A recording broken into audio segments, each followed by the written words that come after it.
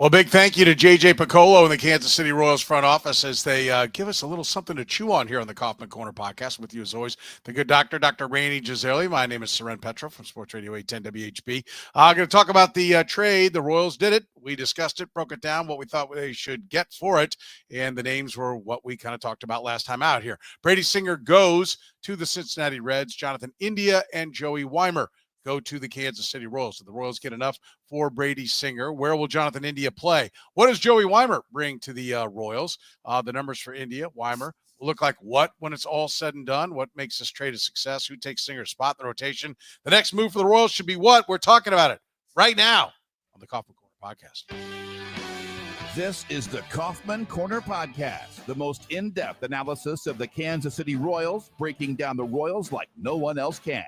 Kaufman Corner is hosted by Rany Jazayerli and Soren Petro. Rany is a co-founder of Baseball Prospectus, author of Rany on the Royals, and former columnist for Grantland, The Ringer, and The Athletic. Soren is the award-winning afternoon drive host of the program on Sports Radio 810 WHB in Kansas City. Kaufman Corner is proudly brought to you by Gann Asphalt and Concrete, Kansas City's nationally recognized full-service paving and pavement maintenance contractor, making parking lot problems disappear in Kansas City since 1994. Free consultations, no commissions, in-house crews, and every project comes with a written warranty. Find them online at GannAsphalt.com or call 816-484-3338. Gann Asphalt and Concrete, one contractor, all things parking lot. Now, here are your hosts, Rany Jazayerli and Soren Petro.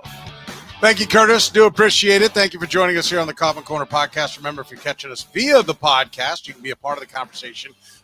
We go live. We stream the podcast live Sunday nights at 10 p.m. most of the time. That's when you can catch us, Sunday nights, 10 p.m. So if you want to be a part of the conversation, already a lot of people firing out in the chat room. We'll go ahead and join us at that time. Randy and I always tweet it out, so keep an eye on our Twitters to see when we will be broadcasting.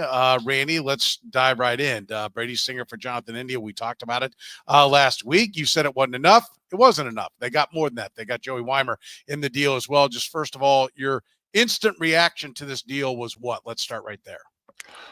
My instant reaction is that I am still adjusting to a world where the Royals do things that not only make sense, but are so sensible that you and I can actually predict them sometimes, right? Like part of the frustration of being a Royals fan for decades was not just that they would do stuff that we wouldn't predict. They would do stuff we wouldn't understand, and they would do it over and over and over again. And not everything that J.J. Piccolo is doing is predictable. I mean, he is creative with his moves, and frankly, I don't want everything to be predictable. I want some pizzazz. I want some surprises in my baseball fandom.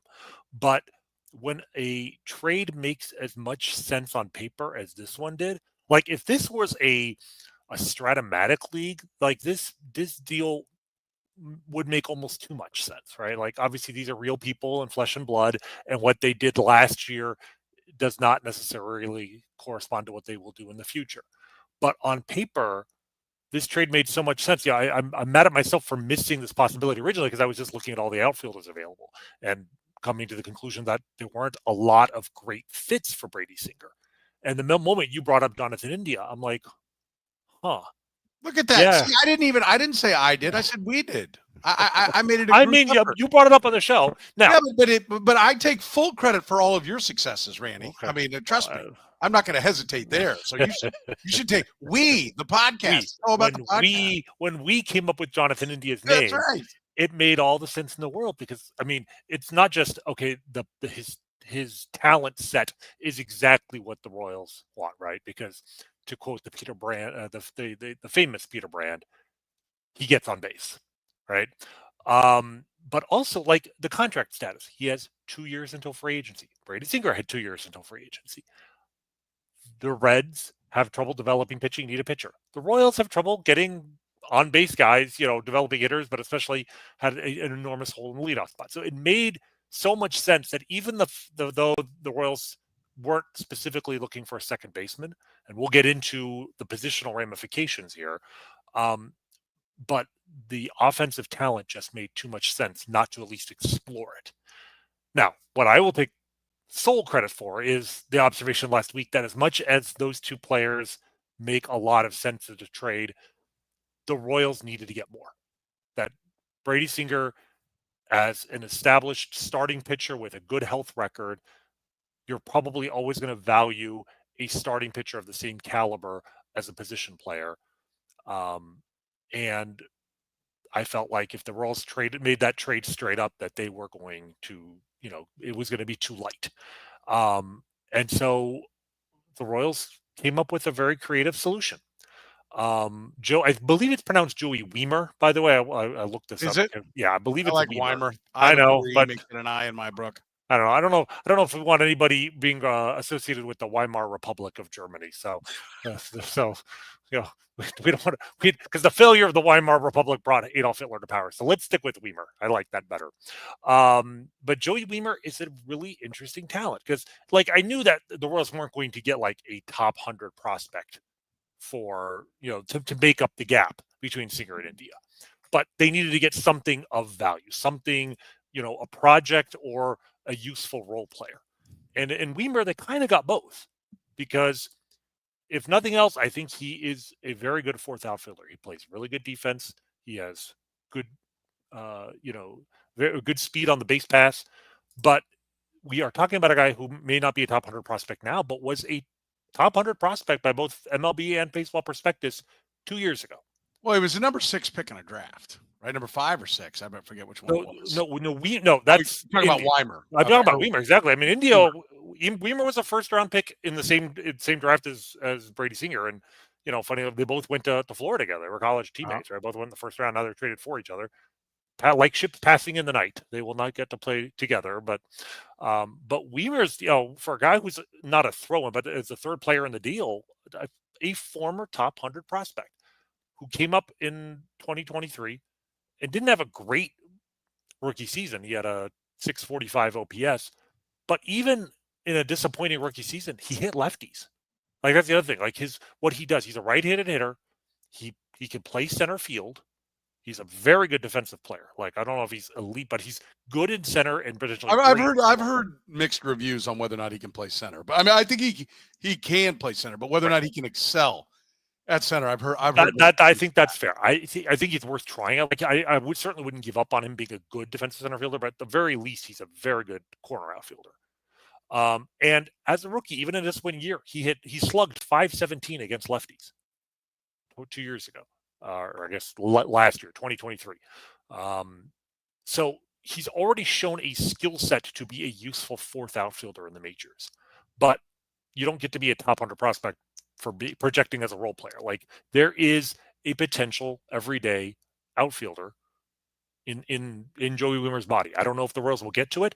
You know who he kind of reminds me of, who was also a top 100 prospect a year and a half before the Royals acquired him, but it had gone on some hard times, is Drew Waters. And Drew Waters, kind of the same thing. Not sure you can play center, but probably. Yeah, but are you really selling the trade? And I know that your job and my job is not to go out and sell it. But if you like the trade, bringing up Drew Waters, I don't know, is your best bet on how to inspire confidence. I agree. It's not a good opening line, but the point I was going to make is, I mean, look, Drew Waters at this moment in time does not seem to be part of the Royals' future, but he was a borderline average player for the Royals for the better part of 400 plate appearances. I think there were some concerns about his effort level, and he didn't get much of an opportunity this year. But my point is, the skill set was similar. It's obviously JJ had something to do with that trade, but I think Wiemer may be a slightly better version, because in the case of Drew Waters, he had already fallen flat on his face in AAA. He hadn't made it to the majors when they got him. Wiemer actually has already shown something at the major league level. Now, 2024 was a bit of a wasted year for him. He got traded midseason, and I mean that in and of itself, he was a big part of the Frankie Montas trade, which it was a pitcher that the Brewers wanted for their rotation down the stretch. This guy is well considered still in the sport. He'll be 26 years old. He's not young, but he's not old. We see guys that age establish themselves all the time. I think he's a really useful and interesting lottery ticket. And I think his floor is still has some value, specifically because like the Royals don't have a right-handed counterpart to Kyle Isbell right now. Like if nothing else, you'll take Garrett Hampson's spot on the roster with upside, right? With the upside to potentially be an everyday guy. So I think that's a nice player to fill the gap between Singer and India's talent levels. By the way, I love Ryan, but that was Hampson's spot. Yes. Totally kidding. Love that one up there. Cotman also said Keith Law said he has the perfect skill set to be Isbell's platoon partner. Yeah. I agree. I'm with you. I think the floor is high in the sense that they get the platoon partner and they get an outfielder who should at least be competent to good defensively, right? And maybe there's more, right, when we see it. But at least what you read about him is that he's competent to good defensively, and he's got some pop. Tall, athletic guy means there should be some leverage there to be able to lift the ball. If somebody can unlock the potential, he should be able to drive the baseball and at least, drive the gaps or even hit the ball over the wall. So I'm with you. And I do liken it to Drew Waters, but I'm hoping that this is now JJ Piccolo's name was really hung around the Drew Waters thing. Like Dayton Moore, it was almost like it was conspicuous. I remember us talking about like how much Dayton Moore said, well, JJ, like he seemed to want to put JJ's name next to Drew Waters. I was like, well, he either got one over by JJ and wants to give credit to JJ being the first one to find this Drew Waters guy. So if he has success, he wants JJ to get it and for it to maybe springboard him to a GM job, or he wants no part of it. And he wants to make sure this is JJ's guy, right? And so there is a fear factor that he does sound a lot like, Drew Waters, right? That like maybe there's not going to be, enough at the big league level that he's a 4A player. And I think that potential is there. However, there's nothing wrong. Like, I think ultimately, if the Royals are going to be a consistent contender year in, year out, then you have to go find guys like Drew Waters and hopefully Joey Wiemer, and you have to be the one that unlocks the potential. And you won't do it with everyone because some of them just are 4A players. But if 1 out of 3, 1 out of 4, 1 out of 2, I don't know what number is acceptable, as long as you're getting something else, and they are getting something else, something very useful in Jonathan India, something they need in Jonathan India, then you just keep throwing one of these guys into the mix. And if one of them ends up being, Johan Santana, right? I mean, the guys that really no one has got their, Randy Arozarena was not supposed to be the key part of that deal. But they're like, hey, we see something and we think we can unlock it. Then, when they hit on one of those, and it's like, okay, all these guys were worth it, right? You just got to hit on one. And so I'm with you. I did have some Drew Waters like, but that's the thing. To me, I don't think of that as an insult. That was initial. Right. But my point is, Drew Waters to me is not an insult because, like, he was this close to being an everyday guy. You know what I mean? Like, he just fell short. I object to this, okay, on many levels. But I don't think he was quite that close. But I think it was and we're probably battling over semantics, but he was a worthwhile gamble. Exactly. And I like this more than I like trading a pick. Because there's nothing but upside with 30-something. So I like this more than I like the Waters one, right? Like, to me, Waters really does need to come around and be something, or we're going to be pretty disappointed. I don't remember who the Braves took, and I don't really care who they took. You can look at a pool of about 30 guys and say, well, was there one guy in here in the 30s that they would have taken? Were there 5 guys they had their eye on that they would have taken? I would probably rather have the upside of somebody, a draftable player in the sandwich round, as opposed to Drew Waters, who had already somewhat bonked his head on a ceiling with the Atlanta Braves. That's not what this is. This is evening out a trade. Like, I think the Royals, if you twisted their arm, probably would have done it 1-for-1. Because as somebody mentioned Keith Law, Keith's thing was like, hey, we got a surplus and we're not good at this. And you got a surplus and you're not good at this. So let's fill each other's void here. That's kind of what you were talking about, right? Right. Like, I don't know if you read Keith's breakdown on it, but that's kind of what he was getting at. And so I think the trade is worthwhile even if you gave up a little bit more, if you believe in your starting pitching depth. If you don't, they've proven they can get to the playoffs without anything better than Kyle Isbell in center, right? Can we agree that this deal to be a success, they've got to have somebody else to step into that rotation? Like Chris Bubich or Kyle Wright, or somebody's got to fill that spot. Yes, or they even go out and they sign a free agent. I mean, I could very easily see them re-signing Michael Lorenzen, for instance, with the idea that he's a swing man. That if Bubich and Kyle Wright fall flat on their face in spring training and aren't ready, you can put Lorenzen in that role, and if they step up, then he could be in the bullpen. So I do think that they are going to add some depth, but they don't. they didn't need Brady Singer to be one of their 3 best starters before the trade. So whoever fills his spot doesn't have to be a top of the rotation starter, right? Right. And the other thing here is we can't talk about this trade without talking about the park effects on both sides, because the concern from the Royals standpoint with getting India is that he's leaving Great American Ballpark, which is one of the best hitters ballparks and certainly one of the best home run ballparks in all of baseball. All right. Now, on the other hand, of course, Brady Singer is leaving one of the tougher parks in baseball to hit home runs and going to Great American Ballpark. And I know some of the analysis I've seen has said that the problem, even though the players fit the needs of their new organizations a lot, they are a poor fit for their ballparks. And so, like, this may not be a win-win trade just from that perspective. But here's what I want to point out. Great American Ballpark is a excellent home run park, excellent hitters park. It's quite a bit better for left-handed hitters than right-handed hitters. For right-handed hitters, it increased home runs by 19% over the last 3 years. Their 3-year park effect is 119, which is, I think, third in baseball. It's behind Yankee Stadium. It's behind Dodger Stadium, which is kind of funny. For lefties, it's 142. It is far and away the best home run park in the sport for left-handed hitters. So while it looks like, the Royals are taking Jonathan India away from a great home run park, but they're giving Brady Singer and putting him in a great home run park, this actually works even better from the Royals' perspective because Jonathan India is right-handed. So he's losing some advantage, but not quite as much as if he were a lefty. Like, I don't think the Royals are expecting him to hit 15 home runs for them in 2025, but 10 to 12, it seems like a reasonable amount. If you just look at his batted ball data, if he had played every single game at Kauffman last year, he would have hit 8. And obviously, he's going to play half of his games on the road. So 10 to 12 seems reasonable. And on the other hand, Brady Singer, what's Brady Singer's big vulnerability? Left-handed hitters. Yes. From the Reds, I can make a pretty compelling case. We can sit here and say, did the Royals give up too much or not get enough or whatever? But you can certainly make a compelling case that this makes, Jonathan India is exactly what the Royals need. If I were a Reds fan, I think it would be a lot harder to, even though Brady Singer, they need pitching. It's like, and if he doesn't develop a third pitch for them, lefties in that park, he is going to have some trouble. He is, but I think they're looking at him kind of like we ultimately looked at him at the end. Fine. He does really well against the bad teams, and he eats some innings against the good teams. Nobody, coming down the stretch, we were all of the mindset he's not going to start playoff games.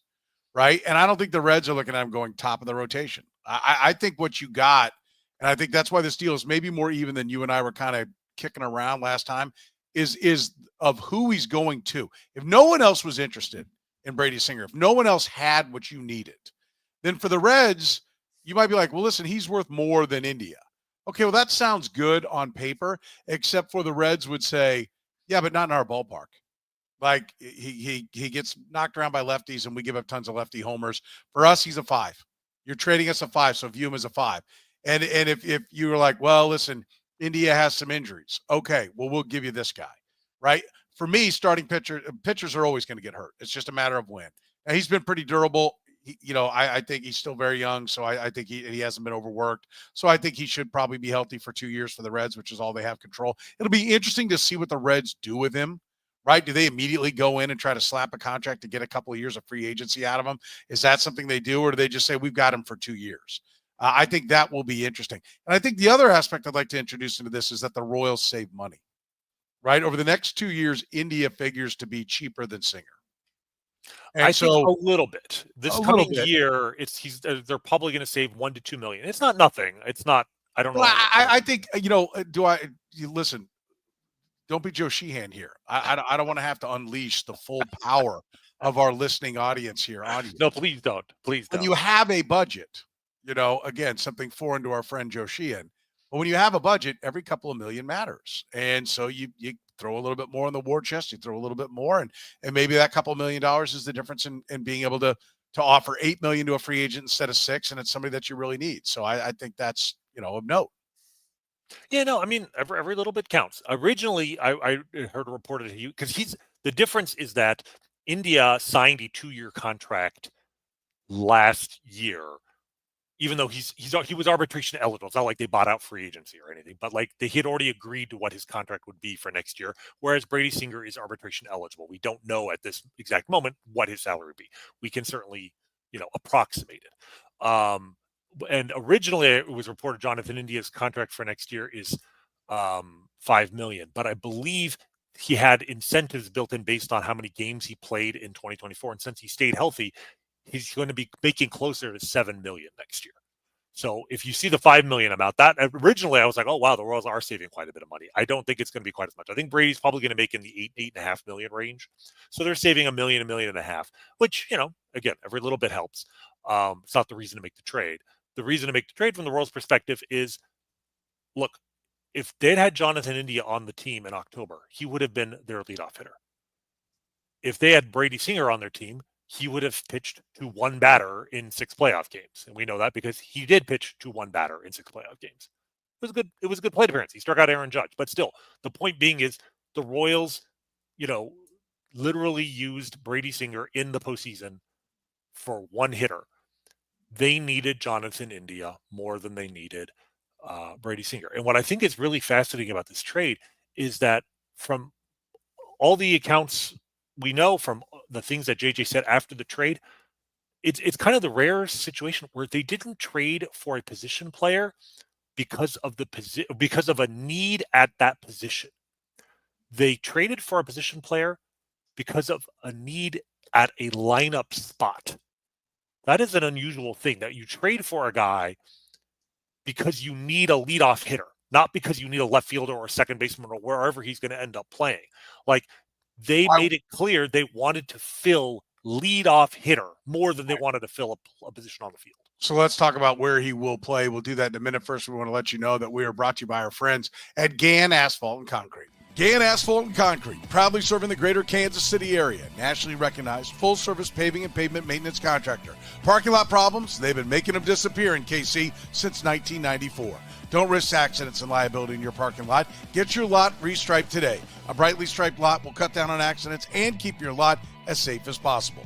Find them online at GannAsphalt.com or call 816-484-3338. Gann Asphalt and Concrete. One contractor, all things parking lot. So where does he play? Right? Like, whose spot? Is it, he's always played second base. There's conversations he played third base and shortstop at Florida. He's not going to play short.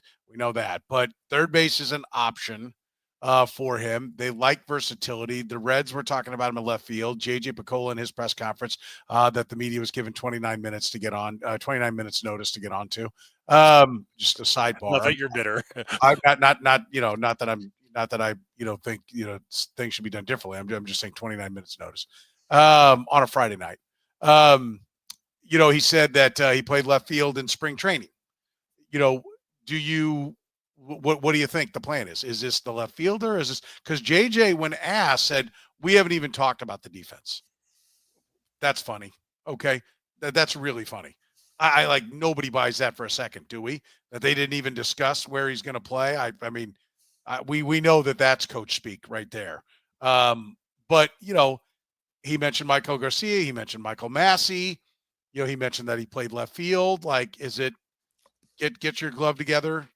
Here's some new gloves for you to try on, kid. I mean, here's what we're going to do. Or do you think that there is a subsequent move being made, to put somebody elsewhere? I mean, I think the move would probably be, I know everyone's talking about India going to third, but I think the move might be Massey to third. So he's probably got the stronger arm. Probably, yeah. India. I mean, the concern I've heard from even like Reds fans is like when I suggested left field for him, which I thought is kind of the obvious move, is that he may not even have the arm for left. Right. Now, maybe it's because I watched Johnny Damon play center for years, but like I'm not sure it's possible to have an arm that's too weak for left field.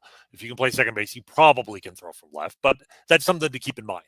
But my feeling on this is that, well, yes, I don't believe the Royals. How about this one from Ryan? Is Massey's bulky back better and left? We're going to supposedly Massey went to Piccolo and said, "Hey, what about me learning left field?"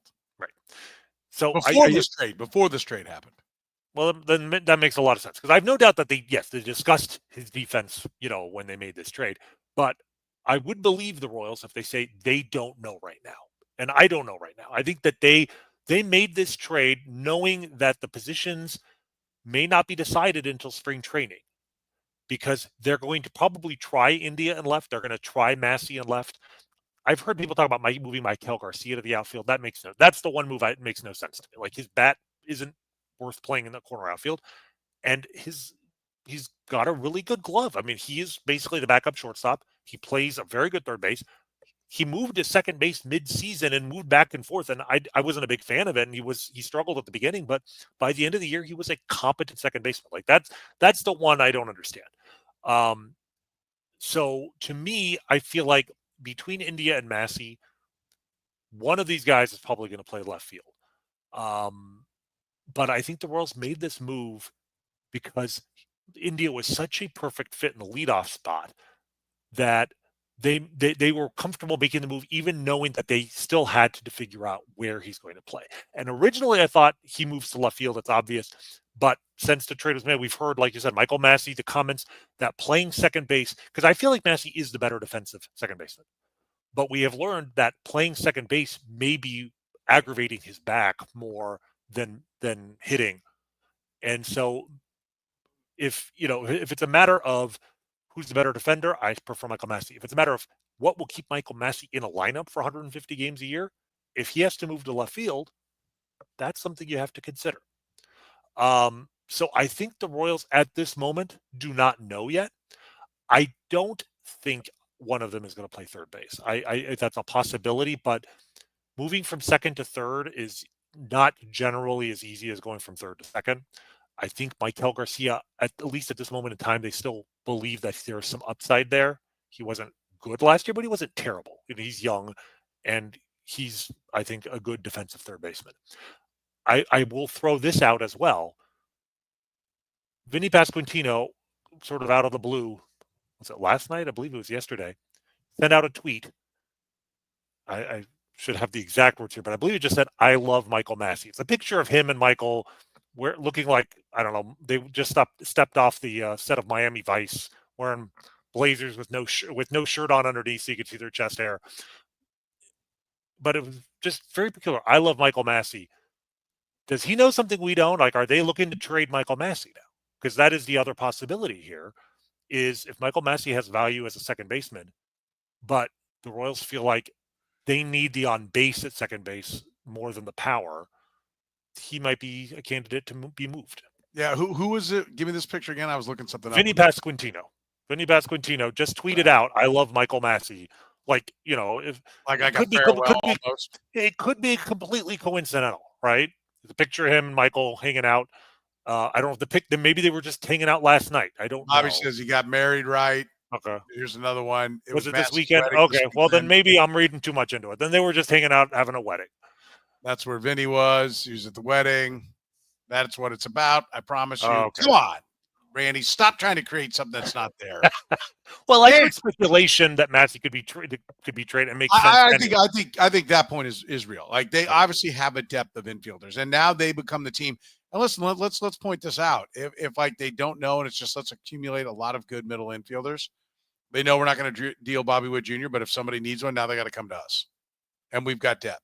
They had the depth in starting pitching, and that's how this happened in the first place, right? Yeah. Like, you want to be the team that other teams come to because you have an excess, and JJ is living up to his promise to be transactional, right? Yeah. So I still think. Okay, sorry, I don't keep up with the nuptials of the players. I don't either. As much as the stats. So I apologize for not knowing it was Michael Massey's wedding. So congratulations, Michael. And yeah, I mean, I don't want him to be traded, but obviously, I mean, Brady Singer was a guy that they drafted. He was the first pick in that 2018 draft where they had all these extra picks, and that was supposed to be the foundation of this rebuild, right? And after lots of stops and starts, we actually had some payoff this year, and the Royals just traded him, and like, on the one hand, it sucks that baseball is a business.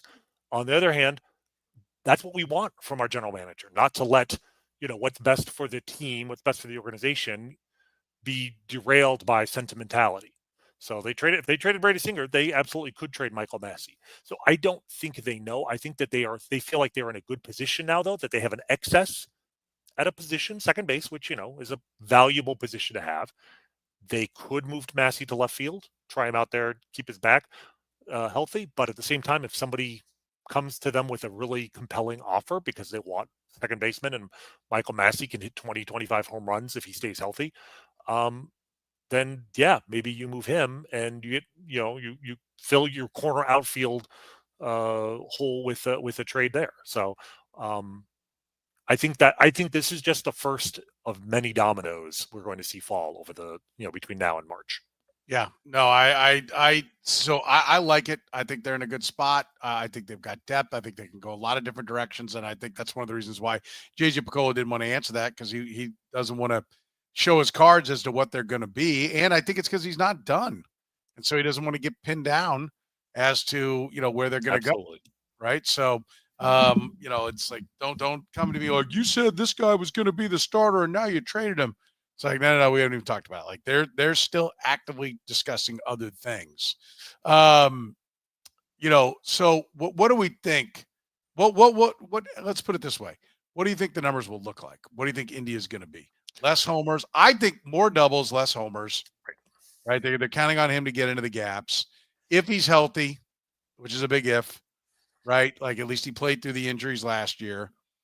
And I think with the bats he's got behind him, not that he didn't have bats behind him in Cincinnati, but I don't know that he had the quality of bats. If he's going to bat one and Bobby Witt Jr. is going to bat two, 100 plus runs, minimum 350 on base, but I expect that number to go up. I expect the batting average to go up. I think the bigger gaps brings the batting average up, which pushes the on base up.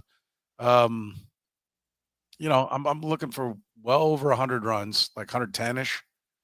And I'm looking for, pushing the batting average up 10, 15 points, pushing the on base up 10, 15 points.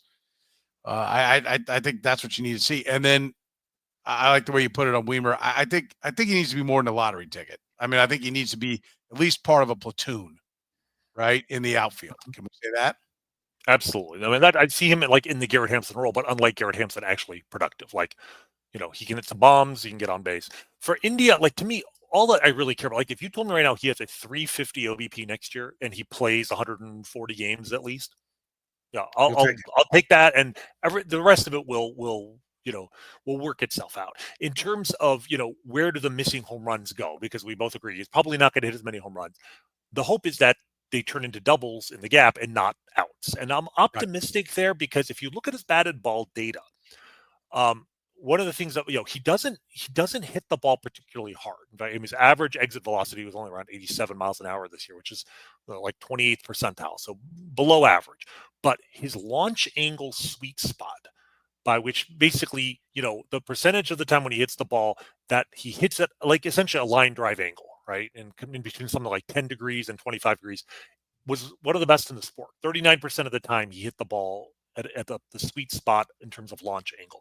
What that means basically is that his home runs are not the kind of towering fly balls that are out in Great American Ballpark, but in a bigger park, if they stay in the ballpark, the outfielder has a chance to settle under them and turn them into flyouts. That's not what he does. What he's doing is he's hitting line drive home runs, right? So they may not go out because Kauffman, the fences are farther back, but they're going to fall into the gap. They're going to bounce off the wall. They're going to, bounce off the warning track. They're going to be doubles and not flyouts. So my hope is that, yes, he'll lose power, but he won't necessarily lose batting average. And 110 runs, I mean, that would be great. That might be an overbid only because, like, if Bobby Witt hits what he did this year, then yes, I think 110 runs from the guy batting in front of him is a possibility. But if you really have to assume Bobby's going to have an equally good year, and it's hard to imagine he won't regress a little bit next year. But I think, 95, 100 runs, absolutely. And I mean, it's hard to overestimate just how or overstate just how bad the Royals leadoff hitters were. It was worse than baseball. Well, not just worse than baseball. They had a 270 OBP, right? That is the 9th worst on-base percentage from the leadoff spot of any team in modern Major League history. And of the 8 teams that were ahead of them, only one of them was this century. Only one team this century had a lower OBP from the leadoff spot than the Royals. And that was the 2012 Reds of all teams. They had a 254 OBP, but of the 8 teams, 5 of them played between 1967 and 1972, which, as you know, is like a total dead ball era, right? Where they eventually, in 1973, they invented the DH because offense was so low. So I mean, it's just the 2012 Reds, the 1981 Blue Jays, who were an expansion team, and 1981 was a low offense year, and then the 1933 St. Louis Browns. And if you know anything about the St. Louis Browns, you just throw up your hands and be like, yeah, that's the St. Louis Browns for you. But like, this was one of the lowest on base percentages, in history. 270. I mean, if he has a 350, what do you have, a 357 this year? I mean, that's an 87-point jump. Even if he regresses a little bit, 75 points would be huge. The result of having such a low OBP from the leadoff spot, this is something I find really interesting. Bobby Witt, having maybe the all-time greatest season in Royals history, right? Batted second the whole year, right? How many times do you want to guess he came to the plate with 1 out and nobody on base, right? Which, obviously in the first inning, if the leadoff hitter makes an out, he's batting with 1 out, nobody on base. How many times do you think he batted in that exact situation, base and out situation, this year? Well, the on base of 270, 73. We played almost every game, so 73% of the time, 73 times 162, right there, just in inning number 1, right, would put you at 115, 125 ish. Plus, it's got to happen, 250. Not 250, 226, which is, an enormous amount. I mean, that's almost a third of his plate appearances exactly came like bases loaded, bases empty, and 1 out. And you think about bases loaded, 1 out. Now, the least impactful situation you can bat in is nobody on base and 2 outs, right? But this is the next worst thing, right? Where, if there's nobody to drive in, and even if you get on base, there's already 1 out, so you're less likely to be driven in by somebody else.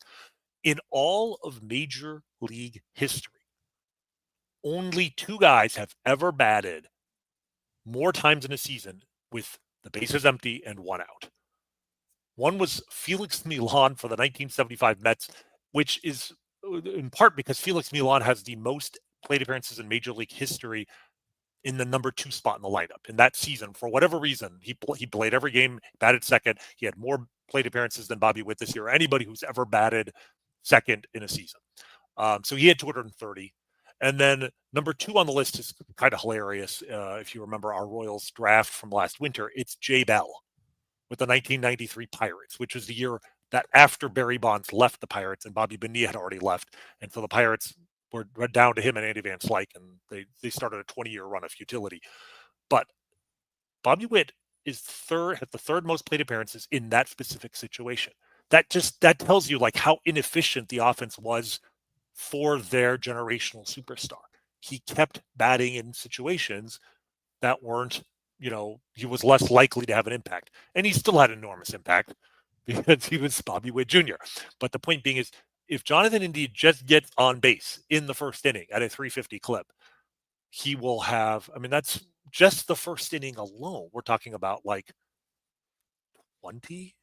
No, not 20, but like in the first inning alone, something like 15 more times Bobby Witt will come to the plate with a man on first and nobody out, as opposed to nobody on base and 1 out. And probably another 10 to 15 times over the course of other at-bats.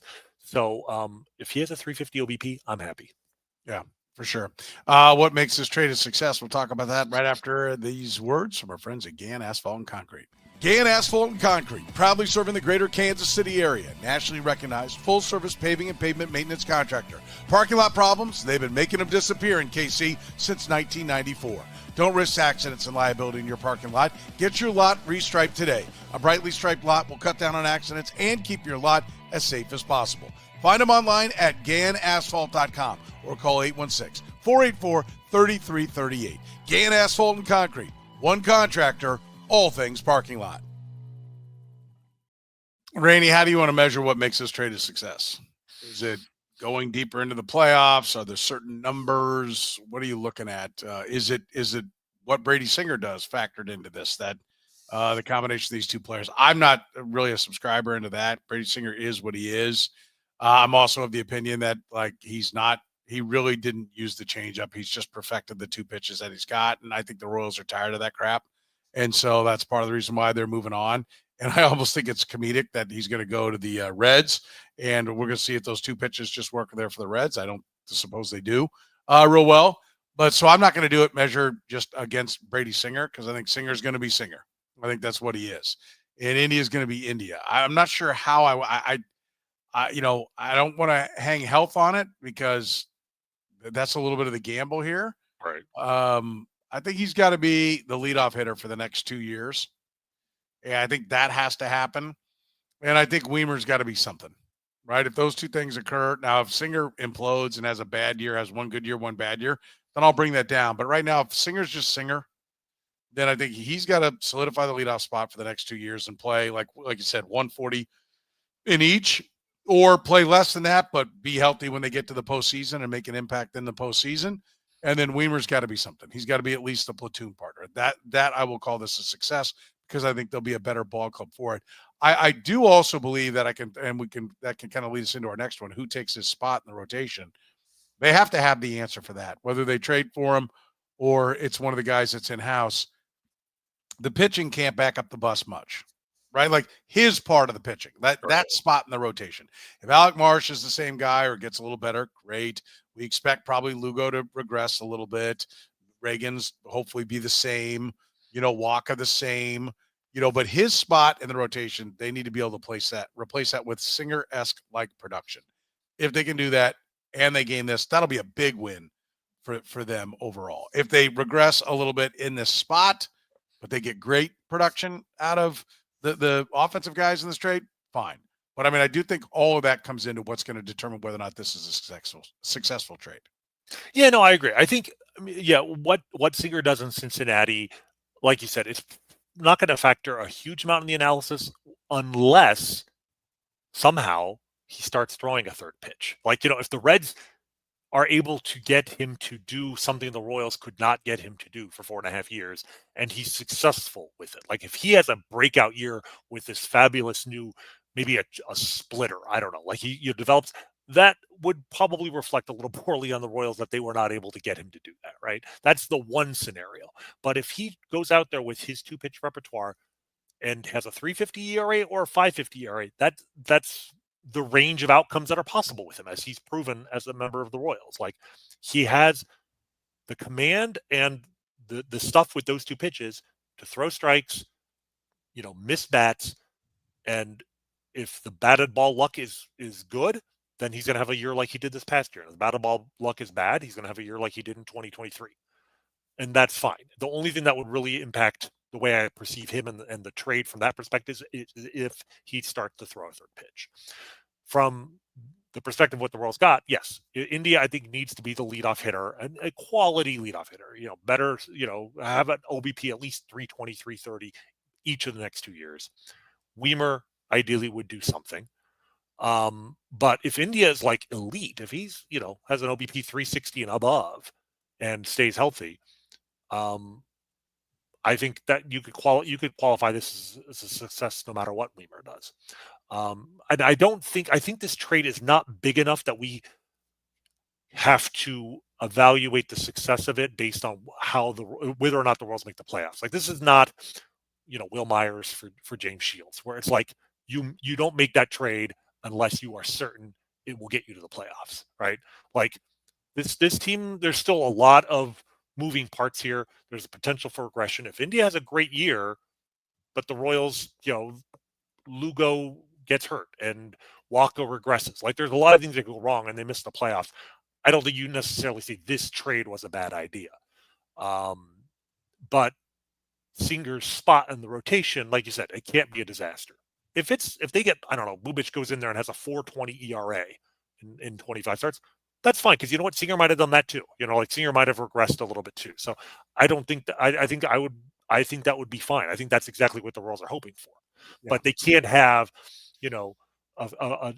a situation where the number 5 spot in the rotation is just they're constantly shuffling guys, trying to find somebody to take that role, and they can't find anybody. At the end of the year, they get a 5.5 ERA from their number 5 starter. Then they miscalculated in thinking that they could get away without having Brady Singer. So how do they replace Singer in the rotation? I mean, I think the candidates are Kyle Wright, Chris Bubic, Daniel Lynch. Heard Noah Cameron's name thrown around as well. I think that's probably more of a mid-season solution if somebody goes down. I really think it's Wright, Bubic, and Marsh for 2 spots.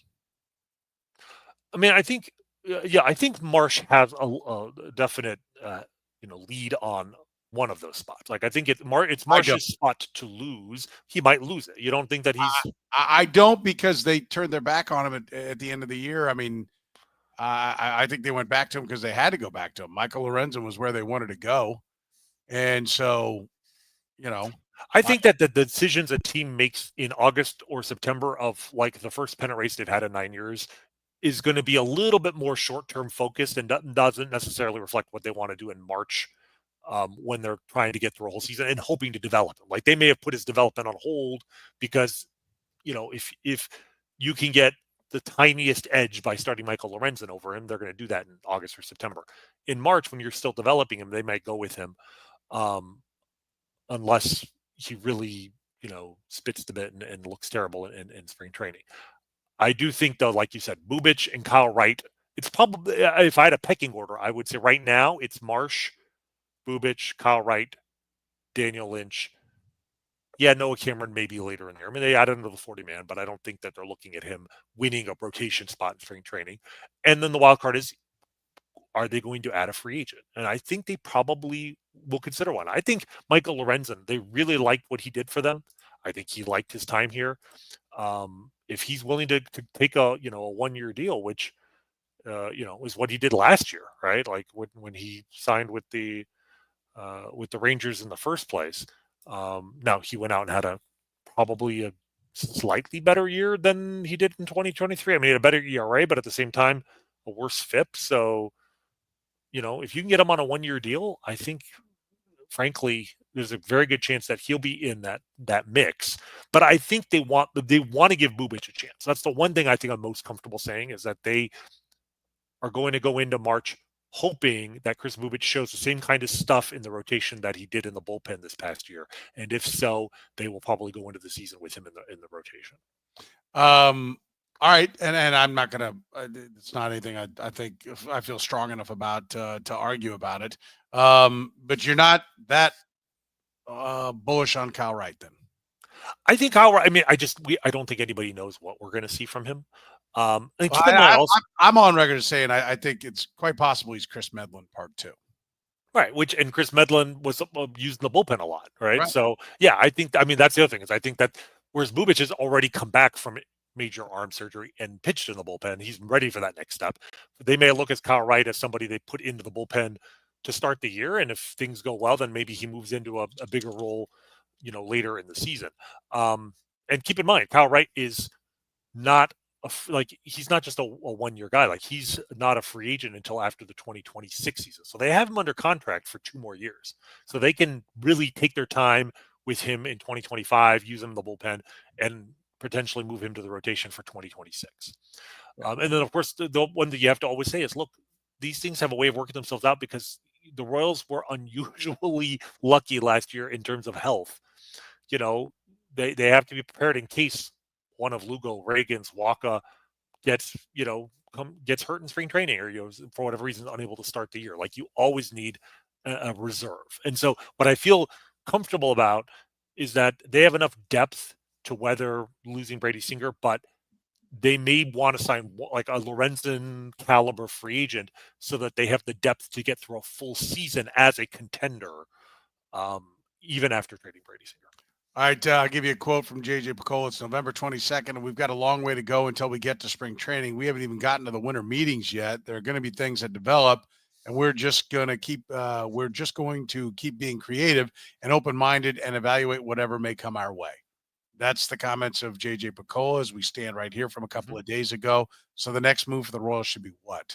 Besides the obvious of signing Juan Soto, which a number of people pointed out. Well, let's give them credit. They talked to him. Yeah. And I know that sounds silly, and yes, I prefer them to do more than just talk. But you know what? 5 years ago, 10 years ago, certainly 15 and 20 and 25 years ago, the Royals would not even talk to an absolute premier free agent. Like, just forget Juan Soto. Like, when was the last time you heard the Royals involved in trying to sign like one of the premier Japanese players who comes over? Like, have the Royals ever signed, ever even tried?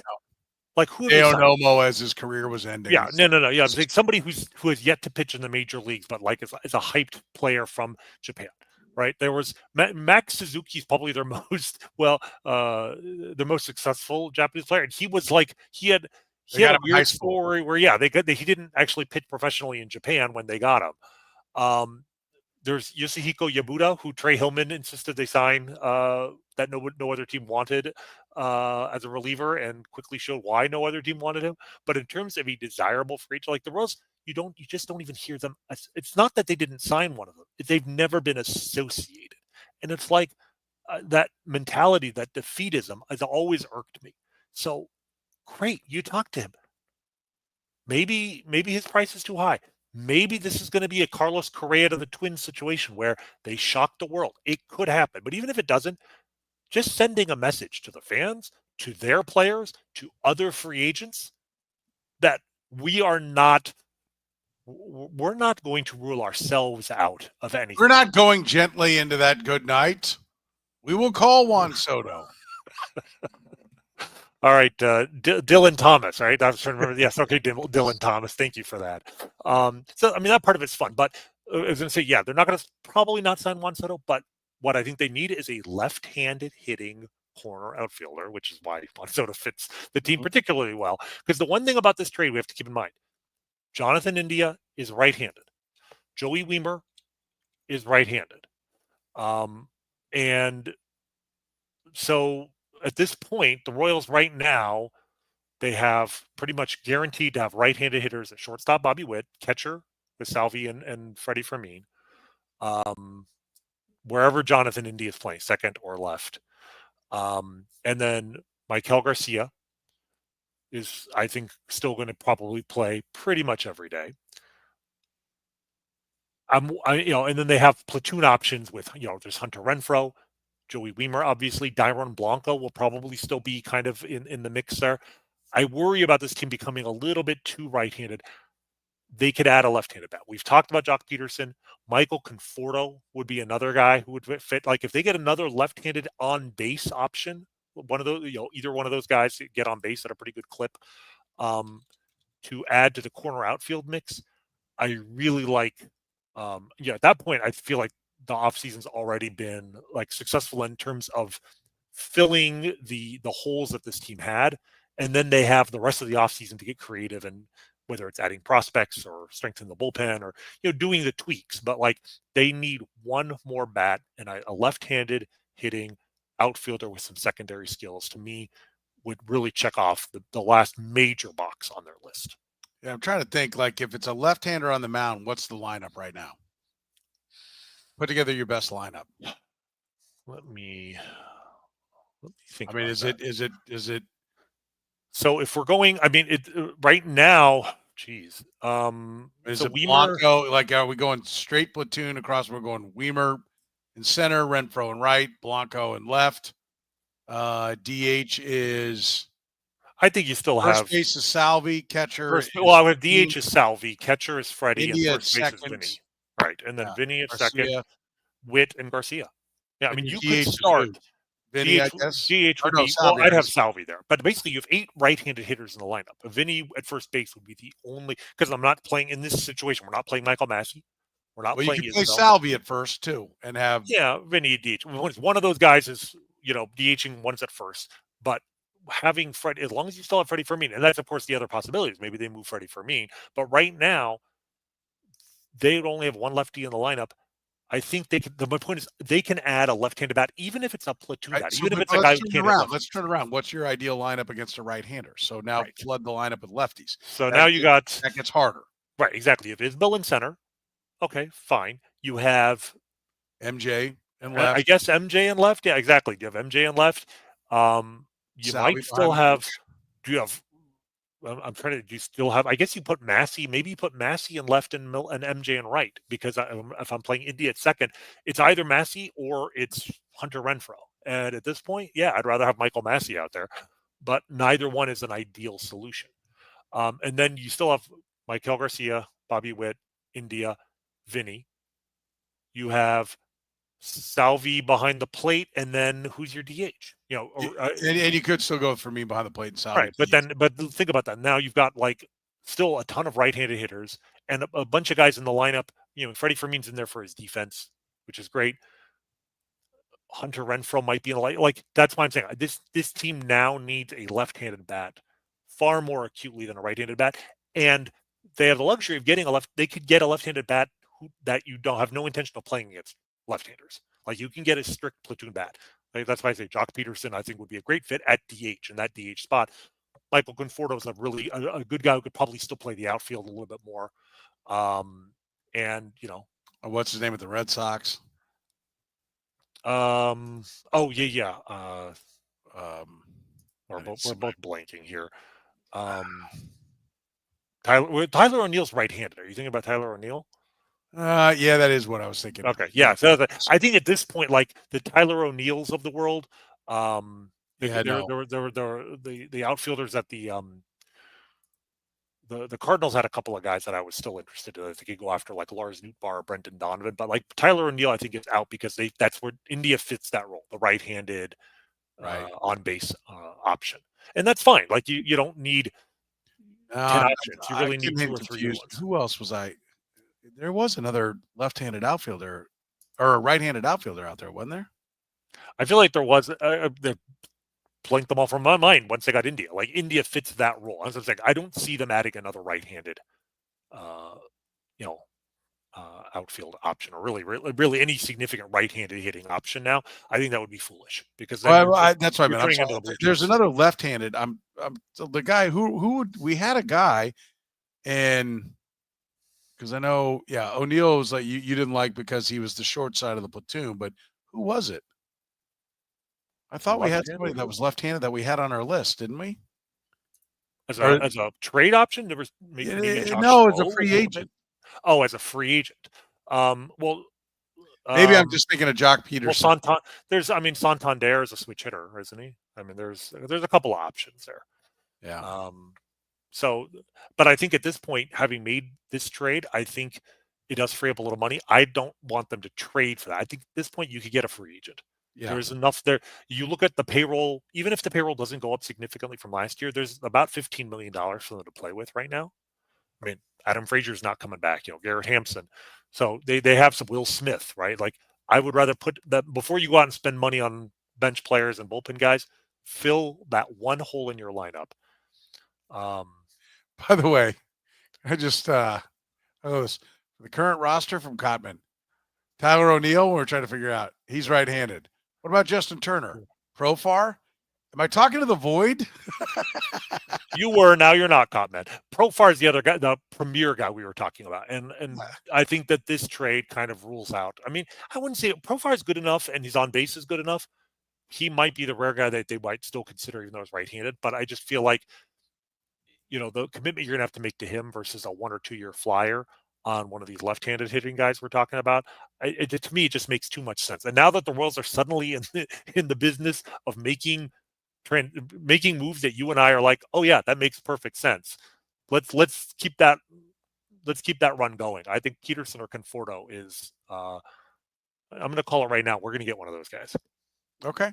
I like it. There it is. I'm going to put my flag down. Don't disappoint me, JJ. Perfect way to end. All we need, and JJ, don't disappoint us. We look forward to your next move on Friday. Exactly. Right? As we get ready for our next podcast. Saturday would be okay too. Yeah, we're okay with Saturday. Sunday morning, if you give us enough time to prep, but Yeah, I like that. Don't forget, we're proudly brought to you by our friends at Gann Asphalt and Concrete. Proudly serving the greater Kansas City metro area, nationally recognized full-service paving and pavement maintenance contractor. Free consultations, no commissions, in-house crew. Every project comes with a written warranty. Gann Asphalt and Concrete's been solving parking lot problems for 30 years. Call 816-484-3338 or find them online at GannAsphalt.com. Gann Asphalt and Concrete. One contractor, all things parking lot. For the good doctor, Dr. Rany Jazayerli, I'm Soren Petro saying thank you very much for joining us here on the Kaufman Corner podcast.